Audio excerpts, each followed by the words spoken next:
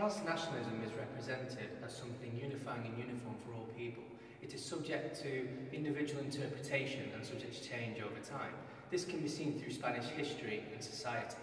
Firstly, through the Civil War, and then through the development of autonomous communities such as Catalonia and the Basque Country. Indeed, the Spanish Civil War was characterised by both sides portraying a foreign invader, whilst at the same time being represented as a workers' struggle. This united people from all across Europe to share this humanitarian class struggle. This can be seen in the artefact displayed in Manchester's John Rylands Library. British citizen and academic Percy Horton went to fight as an international brigade during the Civil War, one of many non-Spanish people who were attracted to the idea of a workers' struggle.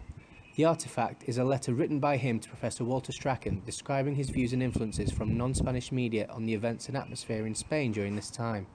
Towards the end of the letter, Horton uses a mixture of emotive and sweeping statements to emphasise his opinions, such as the term Reds, to refer to the entire left-wing side, which in itself had differing and conflicting ideas of nationalism and of what they were fighting for. However, the terms worker and struggle show the strong focus on universal values rather than purely Spanish. This contrasts to the strong sense of national identity seen within Catalonia and Basque Country today, such as the rise of protest and terrorism in strong militant groups such as ETA, and the push for an independent Catalonia such as the referendum in 2014.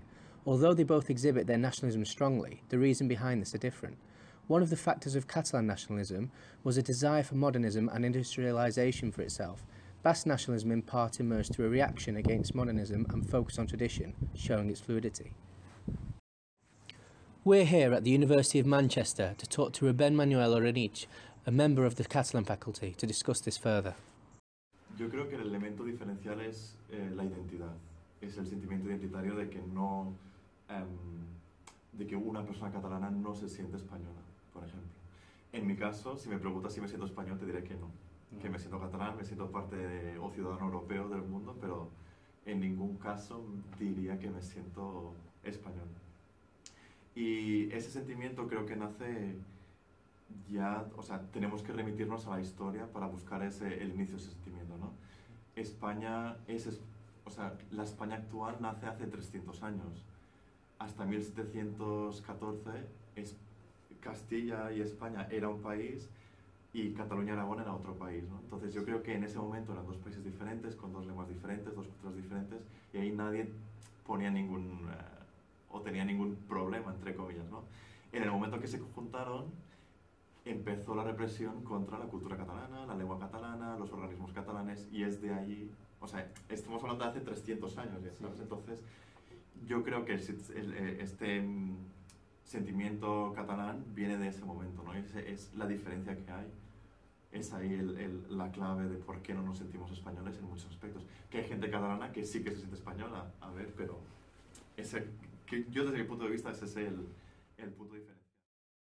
His connection seems emotional, but backed up by his knowledge on Spanish and Catalan history of why it is today that these communities seem so strongly nationalistic.